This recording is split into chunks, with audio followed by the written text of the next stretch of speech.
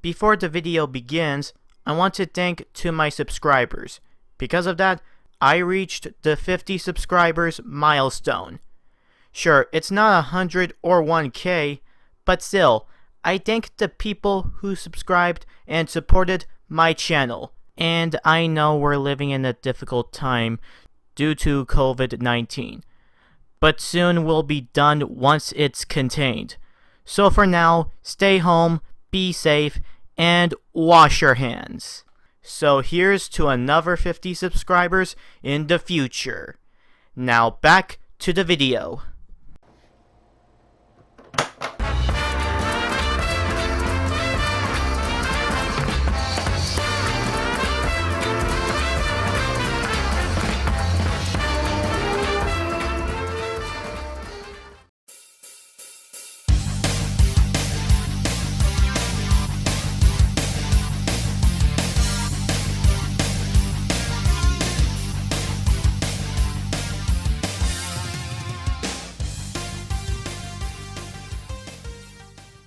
After the first 10 titles were launched along with the system, we had to wait for 4 days until eventually got the 11th game in North America, and it is the same developer who made Ridge Racer, and that is game number 11, Air Combat. Based on some of the original 1992 arcade machine of the same name and its sequel counterparts, Air Combat 22. Published by Namco and developed also by Namco and Arsys Software. The story takes place in the year 1995 when a well-armed coup d'etat force rose up within the island nation south of Usea named Scully Islands, quickly overwhelming the legitimate government. Attempts by the loyalist forces to fight back were foiled by repeated surprise attacks from the terrorist forces, preventing any possible chance of retaliation. As a last resort, the government hired the mercenary Scarface Squadron, led by Phoenix. The squadron partook in several missions across the country, such as oil refineries and liberating areas such as cities and military ports. You choose the first few fighter jets that's available until you need to buy more by points, and have to complete 17 levels, each having different objectives. Can you stop the terrorists before it's too late? Only you could find out. Its development began when Namco released Air Combat for the arcades back in 1992, or 1993 if you lived in the US or other countries. And it is completely different compared to the console version. 1. The story is different, which is about the economy growing rapidly and the only weapons are consumer products, and advance its selfish interests the countries aim against its neighbors. And it takes place in the year 2000X. 2. You only have one jet fighter, named F/166 Fighting Falcon, instead of 16 in the console version. And 3, you only play one level, and that's it. Sure, there is a bonus level after that, but still, that is the entire game. There are some difficulties in the game, mainly 3, that is Cadet, Captain, and Ace. Cadet to destroy 3 bombers and 2 fighter jets, Captain to destroy 2 bombers and 4 fighter jets, and Ace to destroy 6 jet fighters. And to be honest, it feels more like a flight combat simulator than an actual arcade game. But I will give them a pass since it was an early 3D arcade game and did had its limitation back in the early 90s. Then came in the arcade sequel Air Combat 22, which was released in May 1995. It pretty much plays the exact same thing like the first, like you only play one level again, but at the very least you can pick 3 jet fighters instead of only one, which their names are F/148 Tomcat, YF/22 Lightning II, and Su/35 Super Flanker. The graphics have improved over the original, and feels more like an arcade game than the first one. Eventually, they began working on the console version to the upcoming PlayStation after finishing Air Combat 22. The team of programmers involved, led by producer Kazumi Mizuno, decided to instead make an original sequel because of existing hardware limitations, which made replicating arcade games impossible. The vibrant colors of the game, including the liveries of Scarface, were an international design choice to emphasize its casual nature.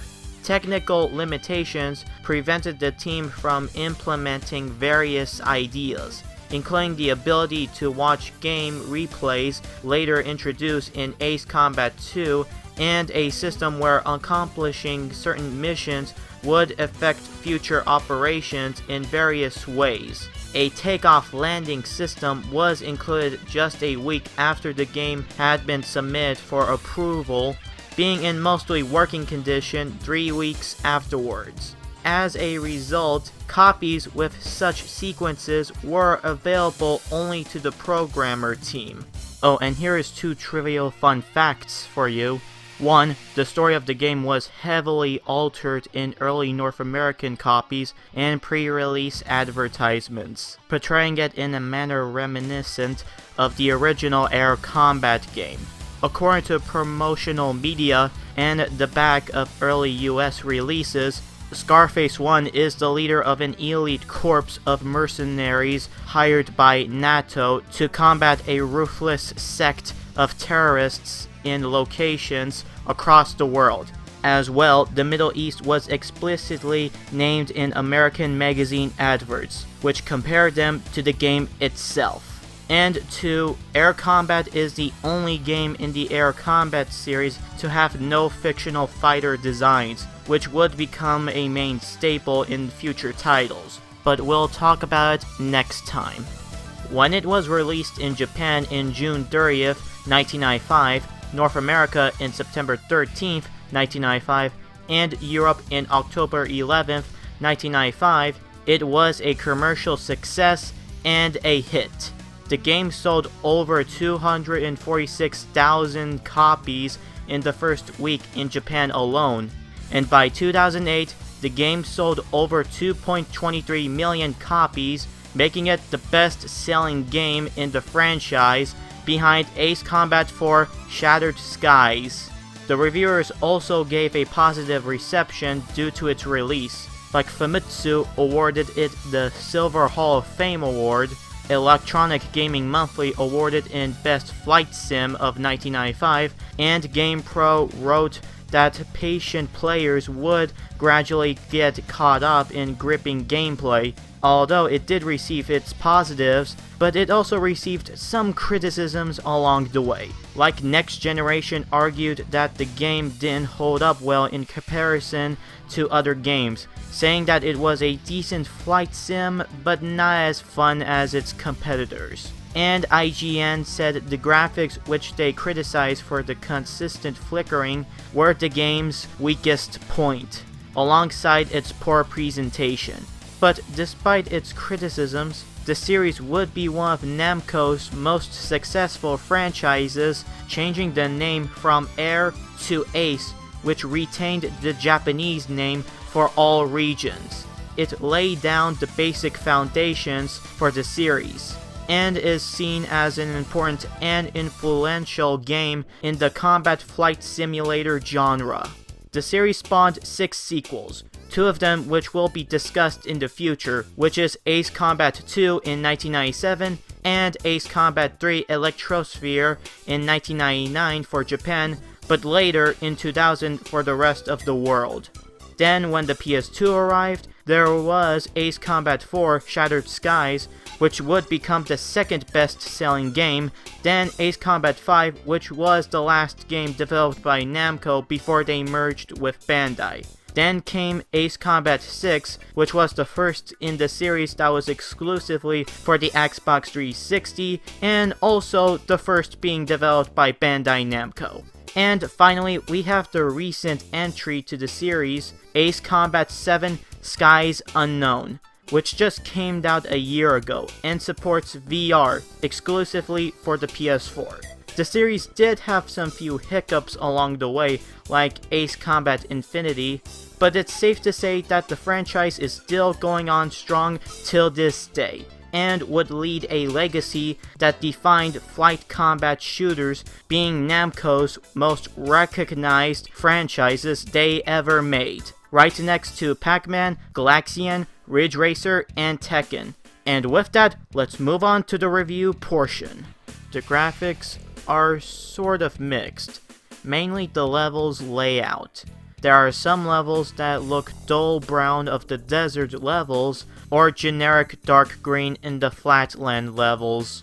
But in the other levels, it can be colorful, like in the island levels, including the most iconic one, the bridge level, and even the night level with all the bright lights of the city, since this is the only level that takes place during the night time. And as for models of the jets, they're alright, and have a pretty neat textures, including the Phoenix icon, and the enemy jets are also alright, and have neat textures too. The presentation is good. Before you start a level, it tells you a mission briefing of what you need to do, like take down enemy jets, destroy turrets, buildings, etc. Or trying to avoid hazards like walls and... walls. Yeah, I got nothing. Then there's the FMV intro, which is alright and cool at the time.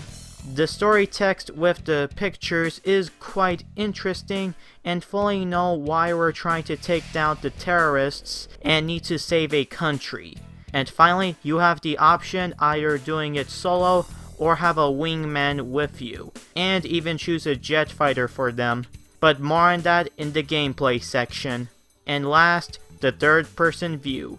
The reason why I mentioned this?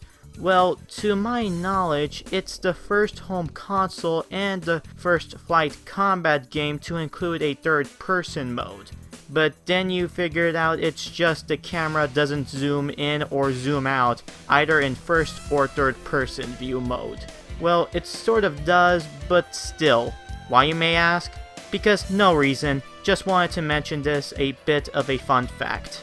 The music is alright, some does come off as generic, but others did have some good few catchy tunes, so overall it's a mixed bag, but it's an okay soundtrack. And finally, we go on to the gameplay. The controls are hard to get used to at first, but a couple minutes later you get to adjust to it. There were some few stiffness of your jet, but quickly ignored once you get the hang of it. Now we have the pros, but then comes the cons. 3 to be exact. One is the wingman. At first, it seems like a good idea on paper, but in execution, not so much. Instead of you being by your side, it instead does whatever it wants and never helps you on your mission. Now, I am not sure if the sequels have this, since I'm very new to this series, but I just hope they improve the wingman in future titles, because the first one is poorly executed, and instead of just having a wingman, just go solo instead. 2. The voice control. Although it's short dialogues and not bad at first, but later on it pretty gets annoying once you hear it one too many times, and half the dialogue you couldn't understand what they're saying. And finally, 3 is the stats of each jets. Like I said, there are 16 jets in the game, but in order to access the rest of the jets, you need to earn points by completing a level. Once you have enough points, you buy the jet and is available at your disposal. It's all neat and handy, but you only rather pick 1 or 2 that have both perfect and balanced stats, and the rest of them just left out. Due to that most of the jets can't move fast enough, fly at a terrible speed, or no maneuverability, which is especially bad when you have to avoid not getting hit by these walls, which luckily are only 2 in the entire game, but still painful to get through. And now for the conclusion. The game is actually good. Not the best of the Ace Combat series, but comes pretty close, even though it was just a port to both the arcade original and its sequel, but it feels more completely new compared to Namco's early arcade games straight to home console. Some elements of the game did not age well over the years. That is to be expected, since most first games in the series usually don't have that quality compared to its sequels.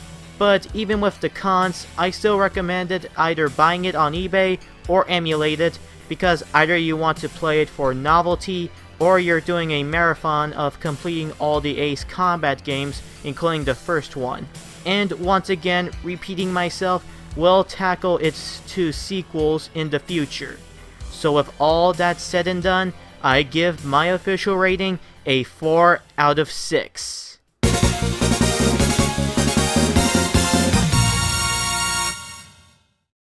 Next time, on the PlayStation years, I tackle another sports game, this time by the famous, or infamous, EA Sports. And their first game was not a football game, but instead a golf game. What is that game? Well, I'll tell you in the next review. Thanks for watching.